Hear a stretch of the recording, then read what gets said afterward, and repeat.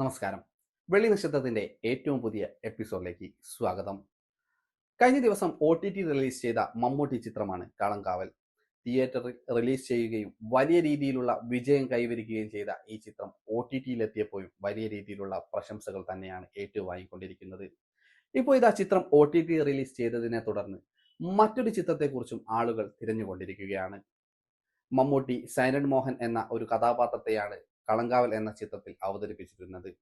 സ്ത്രീകളെ സയനൈഡ് നൽകി കൊന്ന് ആനന്ദം കണ്ടെത്തുന്ന ഈ ഒരു കഥാപാത്രത്തെ ആളുകൾ വലിയ രീതിയിൽ അംഗീകരിക്കുകയും ചെയ്തിരുന്നു. യഥാർത്ഥ സംഭവങ്ങളെ അടിസ്ഥാനമാക്കിയിട്ടായിരുന്നു ഈ ചിത്രം സംവിധാനം ചെയ്തിരുന്നത്.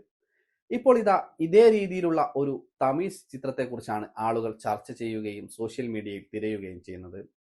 കമലഹാസൻ നായകനായി 1978 റിലീസ് ചെയ്ത സികപ്പ് റോജാക്കൾ എന്ന സിനിമയെക്കുറിച്ചാണ് ഈ പറഞ്ഞു വരുന്നത്. ചിത്രത്തിൽ ദിലീപ് എന്ന് പറയുന്ന ഒരു കഥാപാത്രമായിട്ടാണ് കമലഹാസൻ എത്തിയിരുന്നത്.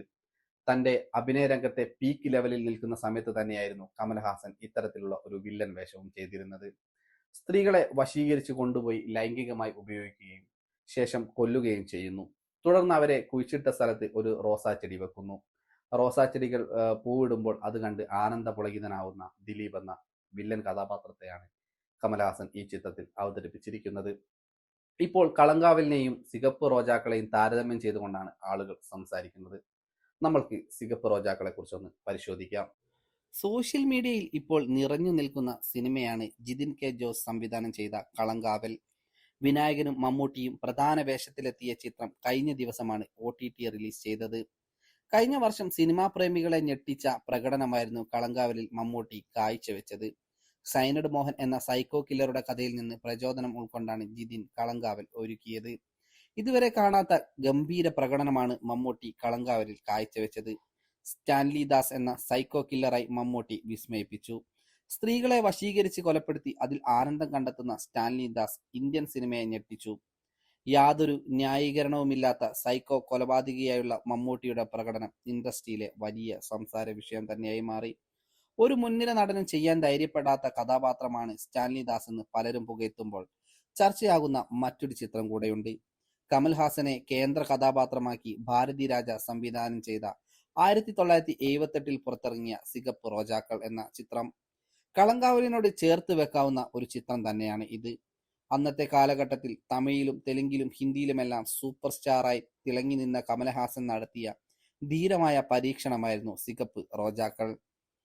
കളങ്കാവലിലേതുപോലെ പ്രതിനായകന്റെ കഥയാണ് സികപ്പ് റോജാക്കളും പറഞ്ഞത്.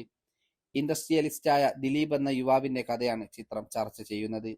സ്ത്രീകളെ വശീകരിച്ച് അവരുമായി ലൈംഗിക ബന്ധത്തിൽ ഏർപ്പെടുകയും പിന്നീട് നിഷ്ഠൂരമായി കൊല്ലുകയും ചെയ്യുന്ന ക്രൂരനാണ് സികപ്പ് റോജാക്കളിലെ ദിലീപ്. ഓരോ സ്ത്രീകളെയും കൊന്നതിനു ശേഷം അവരെ കുഴിച്ചു മൂടി അതിനു മുകളിൽ റോസാ ചെടി നടുന്ന ദിലീപ് ആ ചെടിയിലുണ്ടാകുന്ന പൂവ് കോട്ടിൽ ചൂടാറുണ്ട്.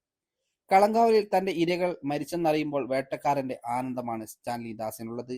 സികപ്പ് റോജാക്കളിൽ ഓരോ പൂക്കളും വിരിയുമ്പോൾ ദിലീപിന്റെ മുഖത്തും ഇത്തരത്തിൽ ഒരു നിഗൂഢമായ ചിരി കാണാനാകും. സികപ്പ് റോജാക്കളിൽ ദിലീപ് ഒടുവിൽ പോലീസിന്റെ പിടിയിലാകുന്നതാണ് കാണിക്കുന്നത്. കളങ്കാവലിൽ സ്റ്റാലിനെ നത്ത് തലക്കടിച്ച് കൊല്ലുമ്പോൾ പ്രേക്ഷകർക്ക് സംതൃപ്തി ലഭിക്കുകയാണ് ചെയ്യുന്നത്. രണ്ട് സിനിമകളും തമ്മിൽ മറ്റൊരു സാമ്യത കൂടെയുണ്ട്. സ്റ്റാൻഡത്തിന്റെ ഉയരത്തിൽ നിൽക്കുന്ന സമയത്തായിരുന്നു കമലഹാസൻ ദിലീപ് എന്ന പ്രതിനായകന്റെ വേഷം ചെയ്തത്.